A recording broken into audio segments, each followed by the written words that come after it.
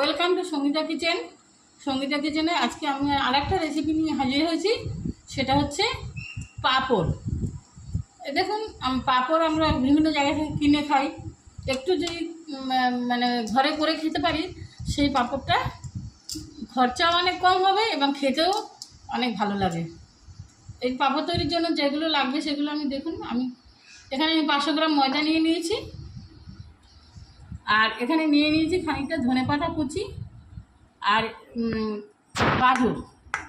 গাজর আমি এইভাবে কুচিয়ে নিয়েছি। এইভাবে এই এই মেশিনের দ্বারা আমি এরকম করে সরু সরু করে গাজর কুচিয়ে নিয়েছি। একটা গাজর, একটা বড় সাইজের একটা ছোটো সাইজের গাজর আমি কুচিয়ে নিয়েছি। আর শুকনো লঙ্কা তেল ছাড়া ভেজে আমি এটাকে 8 ভাঙা করে নিয়েছি। আর লাগবে একটু কালো জিরে। আর পাঁপড়টা তৈরি করার জন্য যেটা লাগবে এটা হচ্ছে সোহাগা বলে, সোহাগা। এই সোহাগা মানে এই পরিমাণে আমি নিয়ে গুঁড়ো করে নিয়েছি। আর তার সঙ্গে লাগবে নুন। আর একটা জিনিস যেটা লাগবে সেটা হচ্ছে এই যে একটু কালারের জন্য আমি কামধনু রং বাজারে কিনতে পাওয়া যায়, এর একটা প্যাকেট নিয়ে এসেছি। এবার দেখুন আমি কিভাবে এই ব্যাটারটা তৈরি করি। এই ময়দাটার মধ্যে সামান্য পরিমাণ এই কামধনু রং দিয়ে দেবো, সামান্য পরিমাণে, মানে হাফ চামচের কম।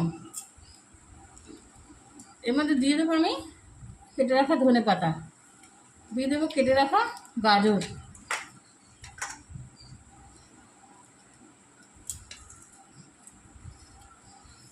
একটা গাজর দিলেই যথেষ্ট, একটু মাঝারি সাইজের। আর এর মধ্যে দিয়ে দেবো একটু কালো জিরে আর শুকনো লঙ্কার গুঁড়োটা। তার সঙ্গে দিয়ে দেবো এই যে সোহাগাটা আমি গুঁড়ো করে রেখেছি, আর পরিমাণ মতো নুন। এবার এগুলো দিয়ে মিশিয়ে আমি একটা ব্যাটার তৈরি করে নেব।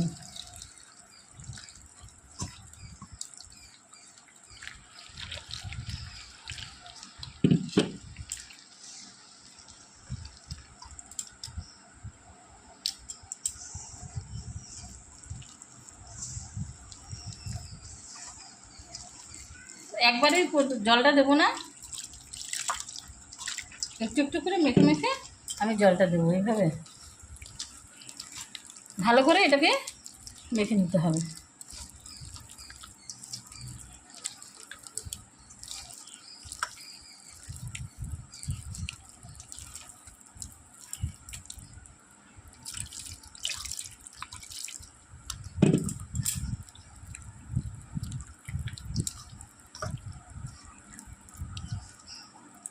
নুনটা আপনারা মুখে দিয়ে দেখেও নিতে পারেন।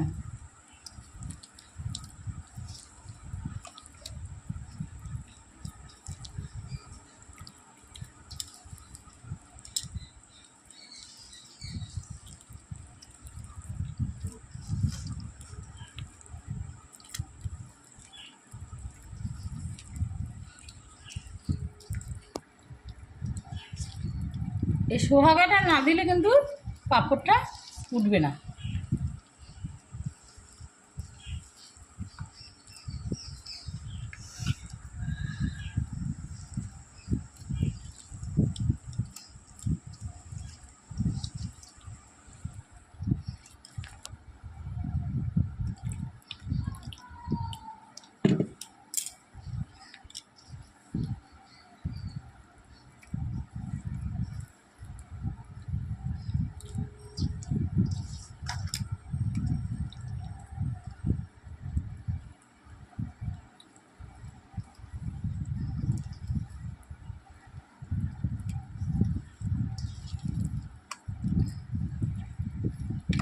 এইভাবে দেখুন, না পাতলা না মোটা।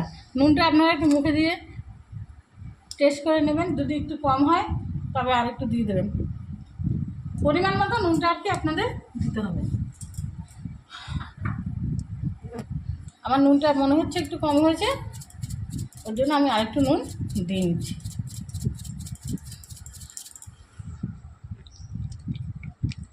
এবার এটাকে ভালো করে মেখে নিতে হবে এইভাবে।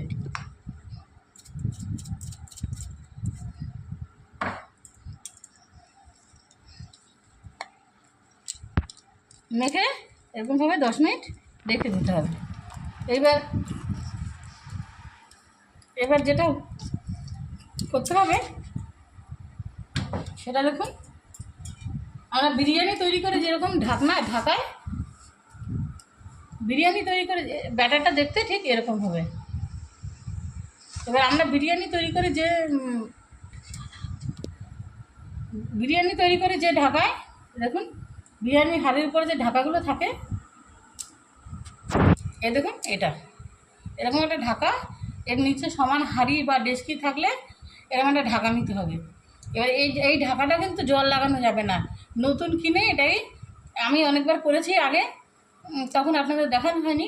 আমি এটাকে কিন্তু নতুন করে প্রথমে ঘষে নিয়ে এর একটা মানে এর ইয়েটা ভেঙে, মানে অনেকক্ষণ ধরে 10 মিনিট ধরে আমি একটা খড় বা নারকেলের ছোকরা বা কসবাইট দিয়ে মানে শুধু ঘষে নিতে হবে। এতে কিন্তু জল লাগালে, নতুন কেনার পর থেকেই জল লাগালে কিন্তু পাঁপড়টা উঠবে না। দিয়ে এবারে তেল ব্রাশ করে নিতে হবে। এবার আমি কি করে তৈরি করছি আপনাদের আমি দেখাচ্ছি। এবার দেখুন, এই যে ঢাকাটা আছে, এই ঢাকাটা আমি তেল ব্রাশ করে নিয়েছি। আর এর মধ্যে দেখুন এরকম যে কোনো জল আমি এরকম দিয়ে নিয়েছি। এই সমান মাপের একটা ডেস্কি, আপনাদের হাঁড়ি হলেও অসুবিধে নেই। এবার আমি ডেস্কিটার তলায় জল দিয়ে দিয়েছি গ্যাসে, জলটা গরম হতে থাকবে। আর এরকম ঢাকাটা দিয়েছি। এবার ঢাকাটা খুব ভালো করে গরম করতে হবে। গরম করলাম, পাশে একটা কুলোর মধ্যে দেখুন এরকম আমি পেপার পেতে নিয়েছি, পাঁপড়গুলো ভেজে মানে ইয়ে করে তুলবো বলে। আর এরকমভাবে ব্যাটারটা এরকম নিয়ে নিয়েছি, দেখুন ব্যাটারটা এরকম নিয়ে নিয়েছি। এবার এটা তো মাখা রয়েছে, এবার জলটা অন্তত 10 মিনিট ফুটুক, তারপর আমি আপনাদের সামনে ফিরে আসছি। এবার দেখুন আমার ঢাকনাটা খুব সুন্দর গরম হয়েছে, জলটা নিচে ফুটছে। এবার যেটা করতে হবে, একটা বাটিতে একটু তেল নিয়ে নিতে হবে। আর এইভাবে একটা বেগুনের ইয়েটাকে কেটেছি, মুখটাকে কেটে এবার ঢাকনাটার মধ্যে এরকম করে তেল ব্রাশ করে নিতে হবে। তেল ব্রাশ করে নিয়ে এবার আমি এরকম 1 চামচ করে, চামচে 1 চামচ করে নিয়ে আমি এর মধ্যে দেবো। এভাবে দিয়ে এইভাবে এই চামচ দিয়ে আমি এটাকে এভাবে ঘুরিয়ে রাউন্ড করে শেপ করে নেব। যে পাতলা করতে চাইবেন, খুব পাতলা না আবার খুব মোটাও নয়, এইভাবে আমি শেপ করে নেব।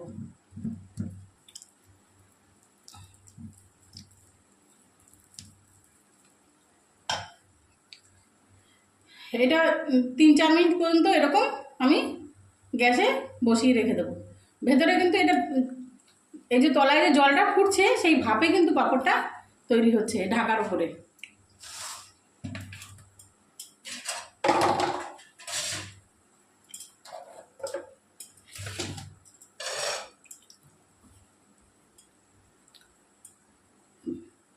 অনেক সময় প্রথমটা একটু মানে উঠতে চায় না, পরে ভাজতে এগুলো ঠিক হয়ে যাবে।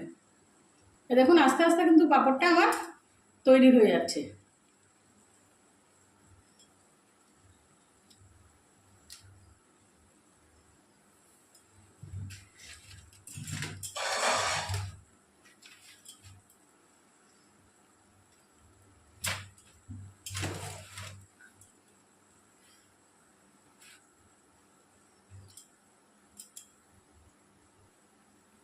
প্রথমটা একটু খারাপ উঠতে পারে, কিন্তু পরে দেখবেন আস্তে আস্তে ঠিক হয়ে যাবে। দেখুন হাত দিয়ে তুলে আমি পাঁপড়টাকে এরকম করে এই কুলোর মধ্যে রেখে দিলাম।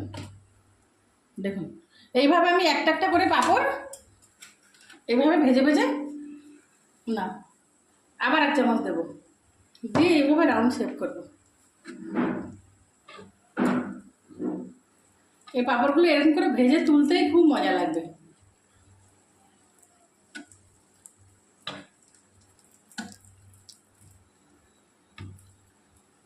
সুন্দর করে সেটটা করলে ভালো হয় আরও। এবার আমি একটা করে এরকম ভাজবো, আর এরকম কুলোর মধ্যে এরকম একটা একটা করে রেখে দেবো। এখানে একটা রাখলাম, এখানে একটা রাখলাম, এইভাবে একটা একটা করে ভেজে আমি এরকম করে যতগুলো পাঁপড় তৈরি হয় আমি এরকম করে করে সুন্দর করে তুলে নেব। এখানে আমার জলের মধ্যে যেটা দিয়েছি সেটা দেখুন এই যে হয়ে যাচ্ছে প্রায়। এগুলো হাত দিয়ে আমি এরকম করে এরকম টেনে টেনে তুলে নিচ্ছি। একটু হাতে গরম লাগবে ঠিক কথা, কিন্তু এরকমভাবে দেখুন দেখুন আমার 3টে পাঁপড় এরকম করে ভাজা হয়ে গেছে। এরকম করে 500 ময়দায় অন্তত 10 থেকে 15-20টা পাঁপড় হবে।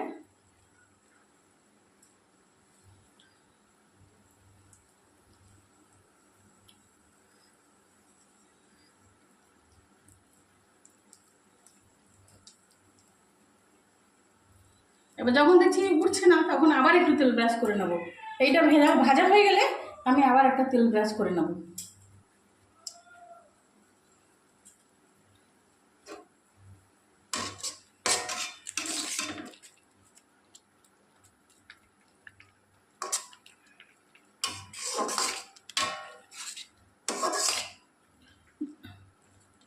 যখন এরকম পাঁপড়গুলো ভাজা হবে না তুলতেই মজা লাগে।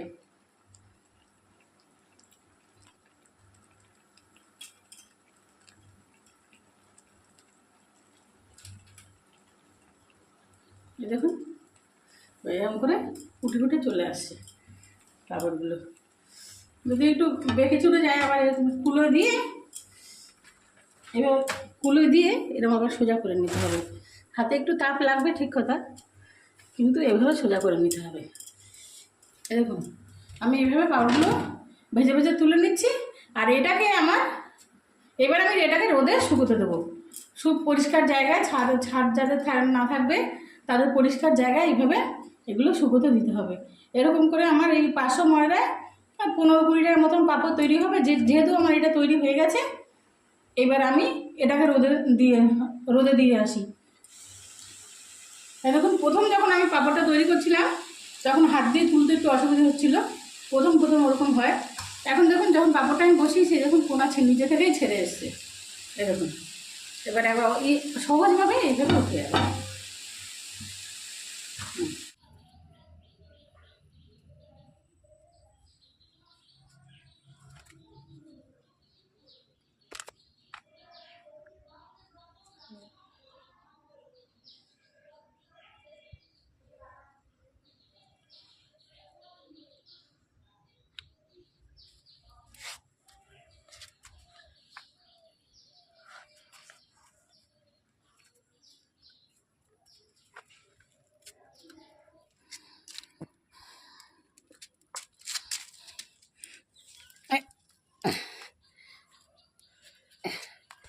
এই দেখুন বন্ধুরা, আমি এইভাবে শুকোতে দিয়েছিলাম রোদে।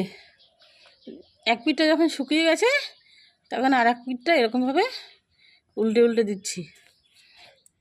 পরের দিন আবার রোদে দেওয়া যাবে।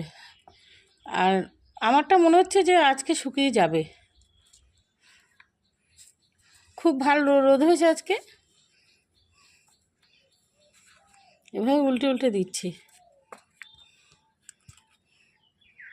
এই দেখুন বন্ধুরা, আমার কালকে একটু শুকানোর বাকি ছিল, আজকে আবার একটু রোদে দিয়েছি, পুরো পাঁপড়টা আমার শুকিয়ে গেছে। এই দেখুন ভেঙে ভেঙে তোলার সময় যদি অনেক সময় ভেঙে যায় তাতে অসুবিধা নেই, কারণ এই পাঁপড়টা গোটা ভাজা যাবে না। এটা আমাকে ভাজার সময় এই গোটা গোটা পাঁপড় এইভাবে ভেঙে ভেঙে নিয়ে ভাজতে হবে। ছোটো ছোটো করে ভেঙে ভেঙে নিয়ে ভাজতে হবে। এবার আপনাদের আমি একটা ভেজে দেখিয়ে দিচ্ছি। এই যে এরকম বাংলা করে ছোটো ছোটো করে আমি টুকরো করে নিয়েছি, কড়াইতে তেল দিয়ে দিয়েছি। এবার দেখুন একটা ছোটো টুকরো দিলে কত বড় পাঁপড় তৈরি হয়।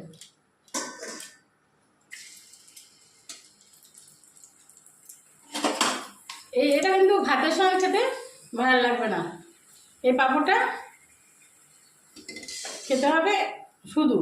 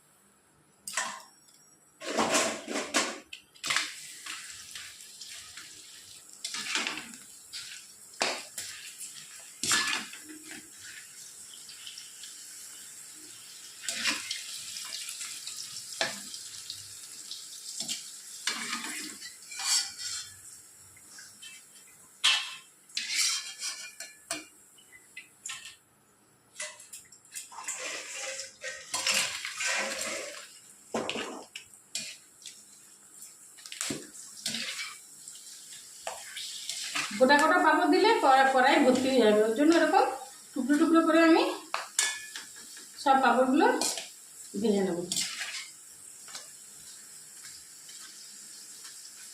পাঁপড়ের রেসিপি আপনাদের আমি দেখিয়ে দিলাম। ভিডিওটি যদি ভালো লেগে থাকে লাইক করবেন, কমেন্ট করবেন, শেয়ার করবেন, সাবস্ক্রাইব করবেন, আর নিত্য নতুন ভিডিও আপলোড পেতে পাশে রাখা বেল আইকন টিপে দেবেন।